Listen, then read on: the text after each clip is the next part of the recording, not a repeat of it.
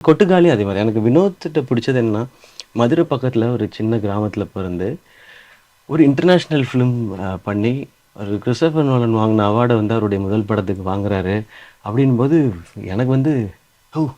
நம்ம வந்து இப்ப சின்ன சின்னதாவே யோசிச்சுட்டே இருக்கோம். எது வேணாலும் சாத்தியம்ன்றத நீ ப்ரூவ் பண்ணிருவ. நான் உண்மைய சொல்லணும்னா எனக்கு பெபிள்ஸ் நான் ஃபர்ஸ்ட்டு பார்க்கும்போது என்னால புரிஞ்சுக்க முடியல. ம்.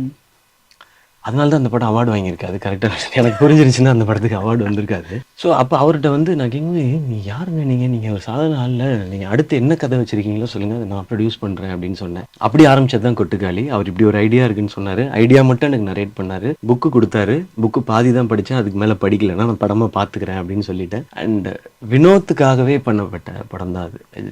Kottukkaali is to celebrate Vinod Raj. ஒரு தமிழ்ல ஒரு வில்லேஜ்லேருந்து வந்து இன்டர்நேஷனல் ஃபிலிம் பண்ணுற ஒரு டேலண்ட்டை செலிப்ரேட் பண்ண அவர் என்ன நினைக்கிறாரோ அந்த படத்தை எடுக்கணும். லான்ச்சிங் அதிசயா ஒன் வேர்ல்ட் அதிசயங்களின் ஆரம்பம்.